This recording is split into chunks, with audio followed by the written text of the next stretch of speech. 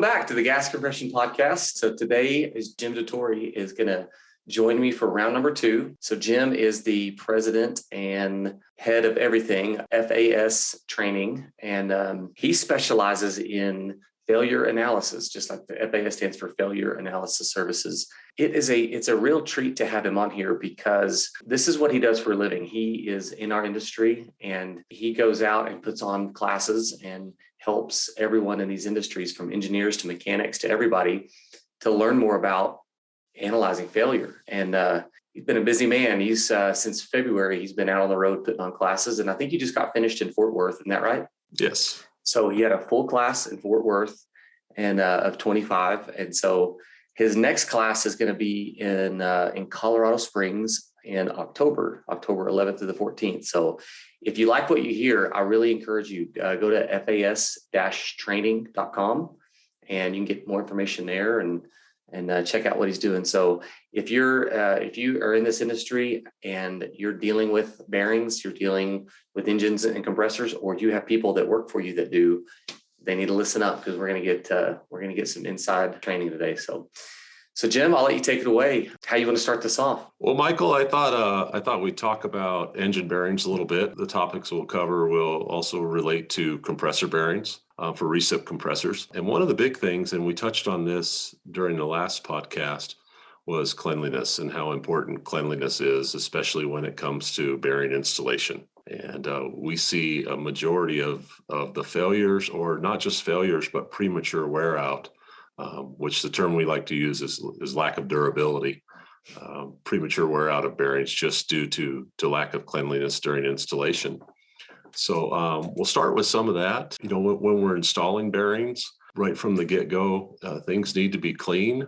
All the mating surfaces need to be very clean. We need to definitely inspect the areas of especially the lower main bearing caps for what we call fretting corrosion wear, which can create high spots. And when you install a new bearing without addressing the high spot, as you can imagine, it locally raises that area and creates a hot spot on the bearing because it reduces oil clearance. So we want to be sure that we don't have any high spots in the cap or in the rod if we're doing a connecting rod. It's kind of difficult if you're doing a bearing roll-in in the field to get to the upper main bearings to be able to look at any issues there other than being able to roll a bearing out and then inspect it and roll a new one in. Mm-hmm. We need to be careful of cleanliness, making sure that when we install the bearing, at the back of the bearing is clean, that the seat that it's going to be installed in is clean, and that there isn't any damage to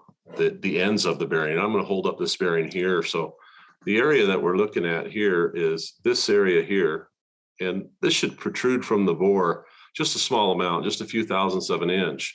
And what this does is this creates the crush on the bearing that creates the interference fit in the bore. A lot of people, there's a misconception that the locating tab that we see here is what keeps the bearing from spinning in the bore, but that's simply for installation purposes and locating the bearing.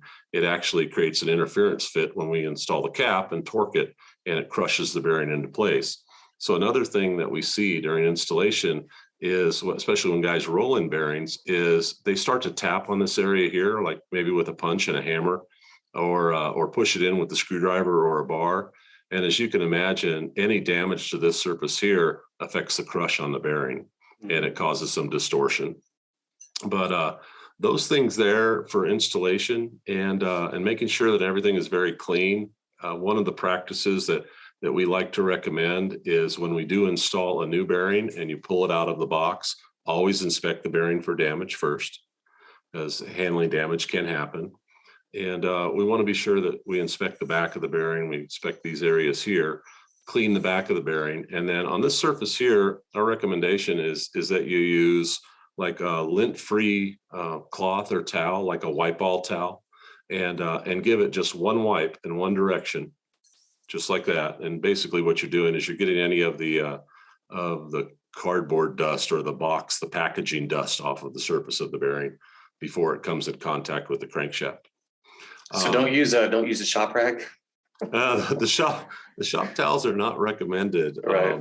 And we'll talk about that a little more when we talk about removal and inspection of bearings. But the shop rags aren't recommended. Really, a lint-free cloth is preferred. Um, experience with some shop towels, especially if you have those towels kind of recycled, they go to a cleaning service and you get them back, and you don't know who had them last. And there can be some abrasive contaminants in them and things like that can damage bearing surfaces. But cleanliness is paramount. That is very important when we do an installation, and then lubrication as well. So a lot of folks lubricate bearings with different lubricants such as Lubriplate 105. That is like a white grease. Some folks use engine oil. Some folks will use a Marvel Mystery Oil or an engine oil mixed with like Lucas engine oil additive. The recommendation is a clean engine oil. A 40 weight engine oil works very well. It needs to be clean, and just lubricate the surface with that. And then once the bearings are installed, we want to be sure that we torque everything properly and to manufacturer specifications and follow the guidelines for that. And then another thing that really helps a lot, especially on the CAT gas compression engines, and I would think that it would apply to Waukesha as well, is the pre-lubrication function. The skids come with, or the engines come with a pre-lube pump on them. And the purpose of this pre-lube pump is obviously to get oil to those critical areas prior to startup. But after any major repairs done, this means any time that you've opened the engine, we always have potential for contaminants. So Caterpillar recommends a flushing procedure where you would run the pre-lube pump for 60 minutes after new bearing installation or major repairs. Run the pre-lube pump for 60 minutes. And what this does is this helps to flush any of that debris out that might be present. And then they want you to continue that for an additional 60 minutes, rotating the engine at least one revolution every 15 minutes. And a lot of folks don't really understand or realize that the sole purpose of this is not to get everything oiled up as much as it is to potentially flush out lubricants. That particular manufacturer has a couple of different bearings that they use. The industry folks refer to them as a hard bearing and a soft bearing. And the hard bearing is a bimetal bearing, so it's going to have a steel back on it, and then just an aluminum alloy surface that doesn't have what we refer to as any embeddability characteristics. Because one of the things about bearings, Michael, is when we do have small bits of debris, which engines and compressors are going to generate just simply due to normal wear. But those wear bits, if they get past the filter and into the bearing joint, the bearings are designed to embed that debris, heal over, and continue to run without issue, right? So we want to get rid of as much of that debris as possible with the pre-lube. But on the hard bearings, they don't have the embeddability characteristic quite as good as what a tri-metal bearing would. And this one that I'm holding up here is a tri-metal bearing. So it's got a very thin lead tin copper overlay. And as soon as I say lead, we think very soft, right? Soft bearing material has the ability to embed those small particles and heal over. This is the same with aerial reciprocating compressors, is they use a Babbitt material on their bearings, and the Babbitt material can embed small particle debris and then heal over without creating any issues. Some of the things that we see, issues that we see with installation as well, and something that we need to be aware of is when a bearing is installed, especially in a connecting rod. And what a lot of guys will do is they'll get that crank pin up to top dead center, and they'll drop the piston connecting rod assembly down in with the bearing shell in it, and they'll have it lubricated, and it'll come in contact with the crank journal. And then what some guys like to do is have somebody push down on the piston while rotating the crankshaft to get it down to bottom center. That way it makes it easier to facilitate getting the cap and the bolts installed. But what we see happen a lot is the bearing comes disconnected from the crankshaft journal. And when this happens, just about every time, when this happens, it comes disconnected. What it does is the suction, as you can imagine, the very smooth crankshaft journal with the oil film and the bearing being on it, when that connecting rod comes away from the journal, it unseats the bearing from the rod. And when that happens, what we've seen is guys will try to push it back in place or tap it in place with a punch in this area here. Like we said, we can't have any damage. And this is when we potentially start to get into trouble. When we're tapping here, we're disfiguring the bearing. Plus, we have the ability to generate contamination right in that bearing joint. So anytime that the bearing comes disconnected from the crankshaft, it's always a good idea to pull it back out and make sure that bearing is seated properly. Mm-hmm. So that would be another installation issue. And then torquing is always critical. Obviously, if we over torque, we can distort the bore, and that'll cause some interesting bearing wear patterns and potentially affect durability. That's pretty much it on the installation side. When we remove bearings, probably one of the most common things that we see is guy's going to get a rag and he's going to pull that bearing out, and that bearing surface is going to have oil all over it, and he's going to take that rag and he's just going to wipe that surface off. And unfortunately, what this does is it wipes away some of the road signs that we're looking for, right? When we have a failure or when we just have a normal unit that we might be rolling bearings into. They're wiping away road signs that were created during normal running, as well as potentially creating new ones, meaning that they could scratch the bearing and gives us false indicators, right? So best practice is to just pull the bearing out, hold the bearing so it's vertical, and with some component cleaner, start spraying at the top area here, kind of in and out, but start spraying here and it'll just wash the oil off of the surface, blow it dry. Another important thing to do is to mark the bearing for its location. And it's a really good habit or practice to get into, to mark every single bearing that you take out. And when we take bearings out and we mark them, a good place to mark a bearing would be in a locating tab slot, which would maybe be in this area here. We can just use a scribe or a seal pick and mark the location. Main bearings look a lot different than rod bearings in most cases, except for when it comes to aerial compressors. If they've run a while, the factory stamp is no longer on it, and it's hard to tell which position it came out of because they look very similar. But we'll mark them, which number are they starting, usually from the front of the engine, number 1 main and number 1 upper. The upper bearing is going to have an oil groove in it. The lower bearing won't. And we'll mark upper and lower in that position, and then do that for every single main bearing that you pull out. And then we'll do the same with the connecting rod bearings. And after we do this and we clean them properly, then we can line all those bearings up, kind of like they're lined up here in my background that you see. And this gives us the opportunity to recognize wear patterns that could be associated to misalignment. Things like soft foot, web deflection, bent crankshaft journal surface finish, as well as the surface profile of the crankshaft. So this can tell us a lot about what's going on with the engine or with the compressor in regards to those things. And it also tells us potentially a lot about maintenance practices. Let me back up to the alignment issue. So if we had an issue with alignment, a lot of times what we'll see is on a bearing, we'll see polishing on one edge, right? And like maybe in this area here, it'll start to look highly polished. And this is, when we see the polishing, it's a wear type that we refer to as adhesive wear. And it's actually starting to generate some heat and just starting to melt that surface. And the heat is removed through conduction into the bearing, and it just starts to polish that surface. So when we see polishing on the outer edges, but not in the center, that tells me that maybe I've got a crankshaft that has a bit of a belly in the profile of the journal. Or if I see more polishing in the center, but not on the edges, that crankshaft journal may have more of a crown in its profile.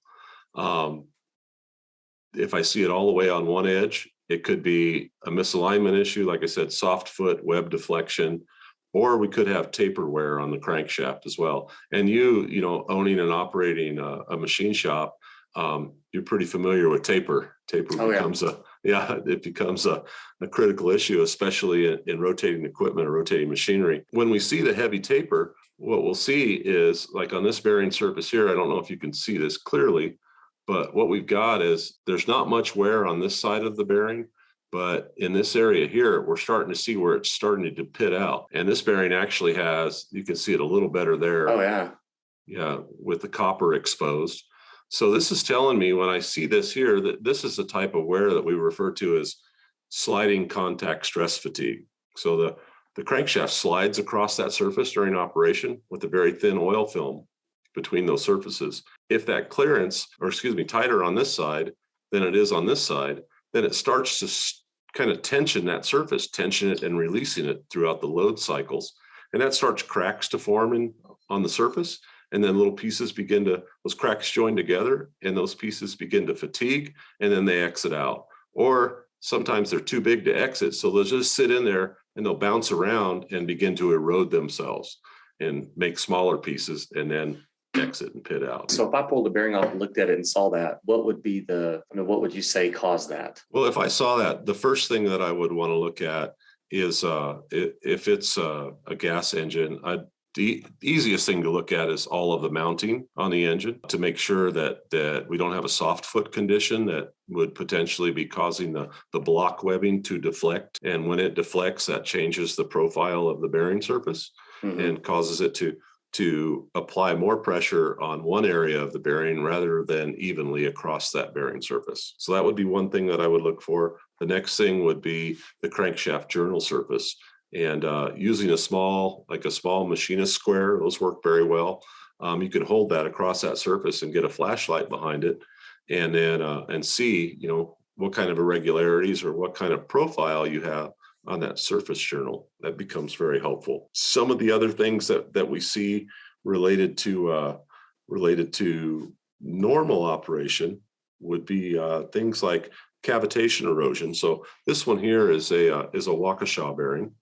And this area that we see here, can you see that kind of little sort of crescent moon shape, if you will, right? This is what's known as cavitation erosion. And it is an anomaly that happens on most plain bearings, which these are considered plain bearings. We don't know that we've seen cavitation erosion necessarily cause a failure, but it does tend to give us indications of maintenance practices and detonation as well. When detonation occurs in an engine. Hold on, what does that mean? Let me ask a dumb question. Detonation means like a bomb went off. What do you mean? What does that mean exactly? So when we have a detonation in a cylinder, there are several people, and we've had this conversation many times, that have different definitions of detonation. Some folks will refer to it as when we have ignition happen in the cylinder, the spark plug starts to ignite the air fuel mixture. And once it begins to burn and it doesn't explode in the cylinder, it actually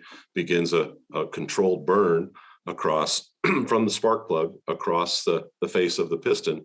And when we have detonation, there may be another hot spot in the cylinder, like a burr or something on a piston that can get hot and potentially start another flame front and another ignition. And when these flame fronts collide, it creates a large pressure surge in the cylinder, which on some engines it's audible. So if you've ever driven an older car from the 60s or 70s and put low octane fuel in it and you step on the gas, you hear the pinging noise. Are you familiar with that? I know. I don't have a car from the 60s or 70s, but I know what you mean. Yeah, that pinging is detonation as well.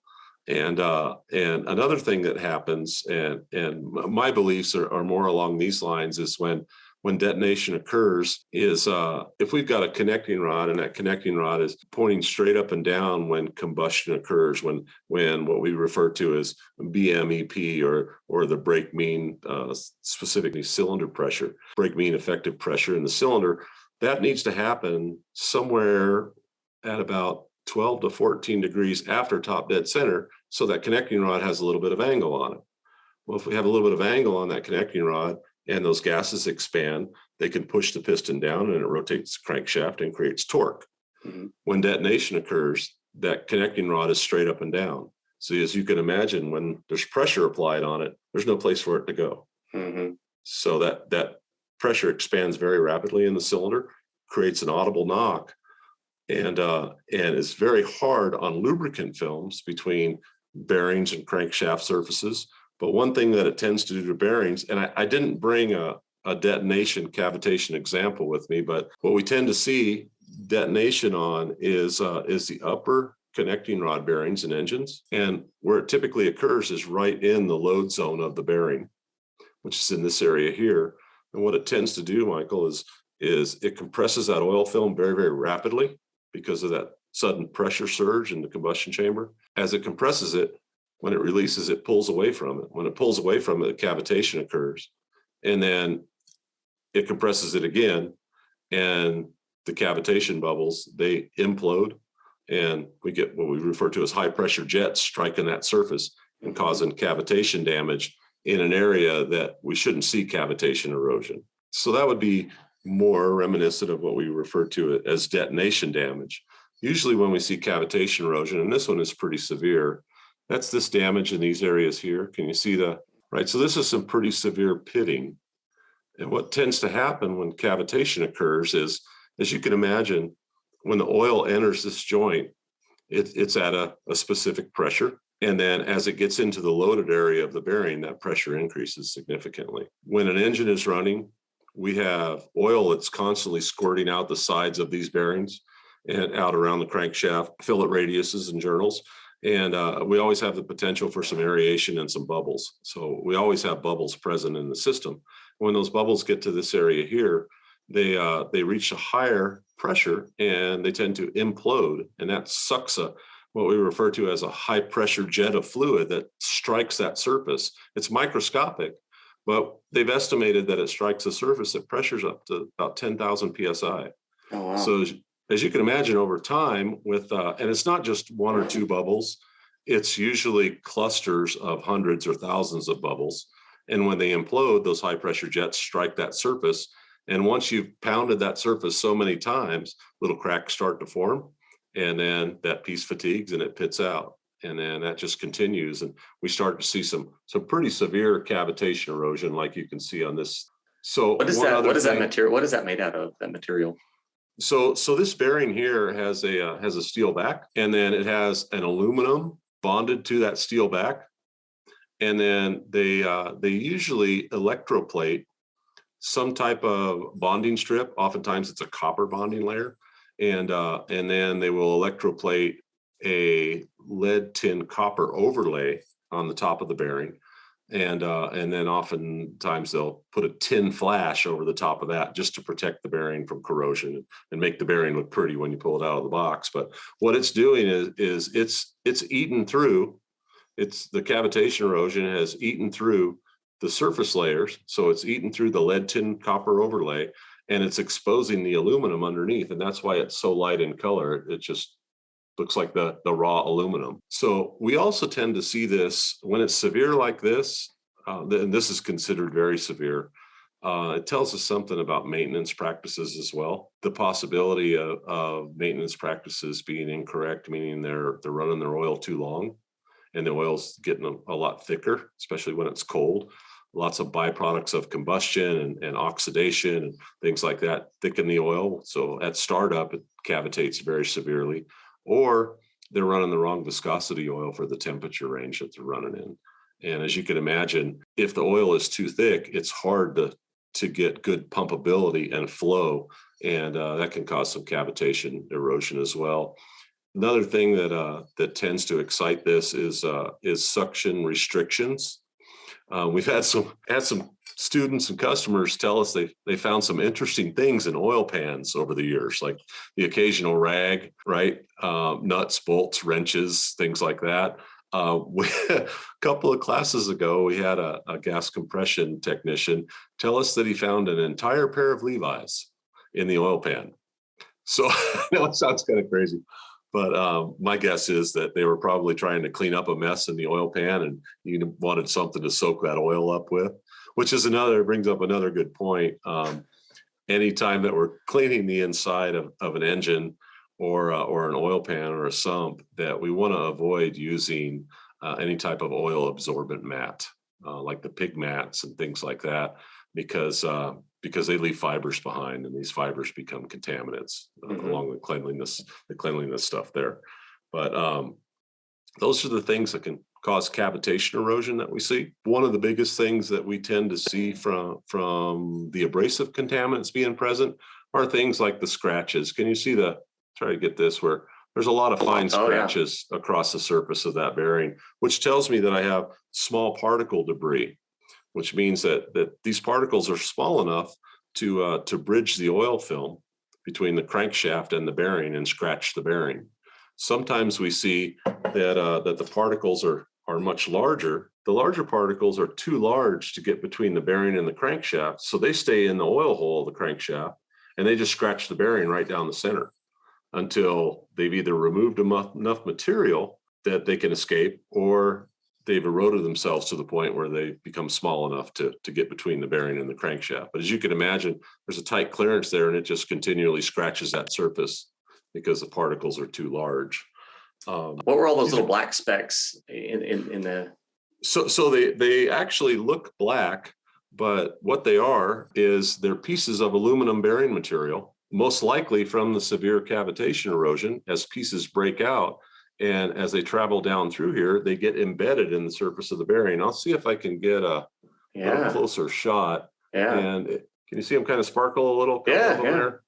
Yeah. So that's soft pieces of bearing material, that lead tin overlay that has been smushed back down after the cavitation erosion has broken it away. These are just a few things that we see on bearings. One of the other things that we tend to see, especially on the gas compression world, is corrosion on bearing surfaces. And corrosion, especially when they're encountering things like H2S, hydrogen sulfide gas. Let's see, siloxane gases, things like that. We have spark ignited gas engines working in landfills that are running on methane that they're recovering, and siloxane gases. And when we start to see corrosion, it's tough to tell just looking at this bearing here, but we'll see some discoloration. And if we look at that discoloration under the microscope, we actually see that it's pitted from corrosion. And one of the things about corrosion is, and the way we can define it is, when we look at it with magnification, is you see a pit, but inside of that pit, there are more pits. And inside of those pits, there are more pits. So it's pits inside of pits inside of pits, rather than something like the fatigue, where it just breaks a piece out and leaves a pit behind. Right? With magnification, there's no pits inside of it.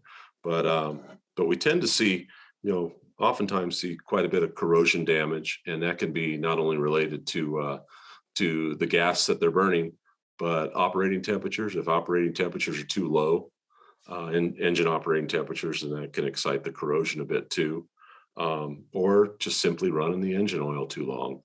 Engine oil has a pretty sophisticated additive package, or set of additive packages in it, that do things like clean surfaces and prevent corrosion. They neutralize acids, which are essentially byproducts of combustion, that mix with moisture and then attack the bearings and corrode the bearings. These are a few of the things that we tend to see. Obviously, we can't hit them all. I would say cleanliness is probably number one. Cleanliness during installation. Learning how to read bearings. Bearings offer you just a ton of information. Anytime that we do a failure analysis and it's bearing related, like kind of one good example that might be good for the listeners, anytime we have a connecting rod bearing failure, it's always a good idea to inspect the main bearing that feeds oil to that connecting rod bearing. And I hope that it makes sense that anything that happened in that main bearing could potentially get fed through the oil hole in the crankshaft to the connecting rod bearing and create more damage there, because it's a smaller surface. Connecting rod bearings are usually much smaller than main bearings. It's always a good idea to inspect the main bearing when we have a connecting rod bearing failure. And oftentimes we'll see damage, such as large, deep abrasive scratches, things like that. So let's talk a little bit about the abrasive scratching that we see on the bearing. So one thing that we tend to see a lot of is airborne debris, right? And that's just tough to fight, especially, these technicians are just doing their best out in the field in circumstances where the wind's blowing and you've got sand blowing and all sorts of stuff in the air, and trying to keep things clean. Some things that we tend to see is when you do have a bearing failure. And one of the things that we like to do is we'll take the engine oil filter and we'll cut that filter apart. And when we cut the filter apart, we use a specific tool that's designed to cut filters so you aren't generating debris like with a hacksaw or a die grinder. And we'll pull that out. We'll cut a large piece of the filter media out. It's kind of folded up like an accordion. And then we'll put that in a vise and we'll squeeze it just as tight as we can get it to squeeze all the oil out. And once we've got the oil out of it and dry it up, we can take it out and we can spread that open and look at the debris that's in the filter. And we like to use a USB microscope for that. They're really inexpensive tool, very, very handy. A lot of them will plug into a computer or even plug into a cell phone. And what we should see in that filter, Michael, is bearing debris, right? The metallics from the bearing failure.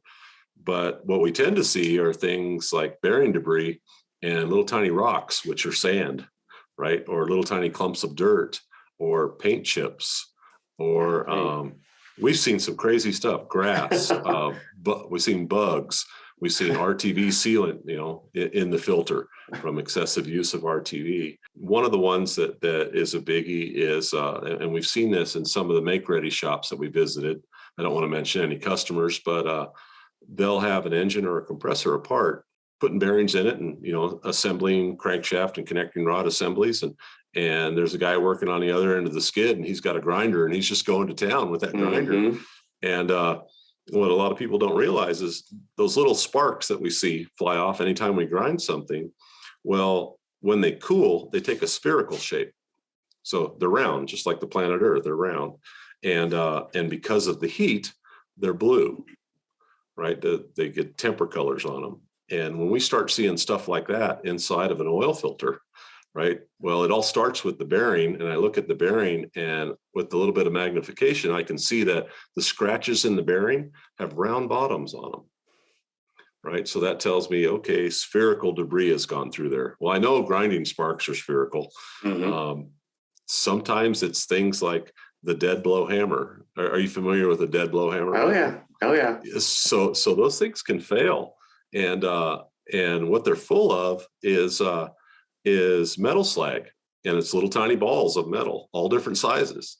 And when they start leaking, the guy's banging on something with it, and it's leaking shot into the component that he's working on, right? And we've seen this cause failures, and that round bottom groove is a telltale sign, right? That something spherical has gone through the bearing. But then when we look at that filter and we start doing the comparison, that's kind of the smoke and gun stuff that we're looking for when it comes to failure analysis. And oftentimes, like one particular failure that we had like this, we took a sample of debris from the shop floor and then stuck it under the microscope, and the little rocks and the little blue balls you saw, just like what were in the filter. So oftentimes, if you've got a rebuild operation, your components, or the inside of your components, are going to be roughly as clean as your floors are in your shop. That's a scary thought. It is. Yeah. Airborne debris is very real. And, some folks get away with it for a long time, but then they have that one failure that fails bearings and necessitates a crankshaft replacement. And sometimes, when we're talking 3,600 engines, that crankshaft can be upwards pretty close to $200,000. So in a make-ready shop, what are your recommendations? I mean, get all the grinders and all that stuff, all those air tools on one side of the shop and away from everyone that's rebuilding an engine, or that and some kind of barrier in between. Yeah. Obviously the block wall is the best, but some kind of barrier. But anytime that work like that is done, you want to make sure that any critical components, such as a compressor frame or an engine crankcase, that everything is closed up. That way you're not getting the grinding dust and the dirt and the sand. One thing that I've seen in the field is when guys pull cylinder heads, they'll pull all the cylinder heads off and leave the entire engine open. And when this happens, we give more opportunity for airborne debris to get on critical surfaces and in oil holes and things like that. So it's always a good idea to keep everything covered up best you can, especially when you're dealing with engine bearings. Another critical aspect of the bearings is the crankshaft journal surface, and that surface should be very, very smooth. It shouldn't have a lot of scratches in it. As you can imagine, I'll give you a little analogy here. If I'm driving in a rainstorm and I have bald tires on my truck, those tires are going to start hydroplaning and getting up on top of that water. And that's what we want our crankshaft to do in that bearing joint, get up on top of that oil, and that oil support that surface. Well, when I've got scratches in my crankshaft, it's just like having good tread grooves on my tires. They stay in contact with the road. So now the crankshaft can come in contact with the bearing because we give escape routes for that oil. Crankshaft journal finish is important. We've also seen guys like to hand polish crankshaft journals, and they'll do that. They'll get emery cloth and kind of, do this number. And that is always concerning. Because are they using the right abrasive grit that the manufacturer recommends? Are they cleaning the crankshaft journals properly after they're finished, which means that oil plugs have to come out, and hot soap and water along with brushes, everything needs to be scrubbed out, and then bore scope to make sure that it's clean. We recently had a failure at a dealership on a large engine where the crankshaft journal was polished, and it was polished with an abrasive that was slightly rougher than what the manufacturer recommended, and then just taken down to the wash rack, and the pressure washer squirted in the oil holes and blown out with air.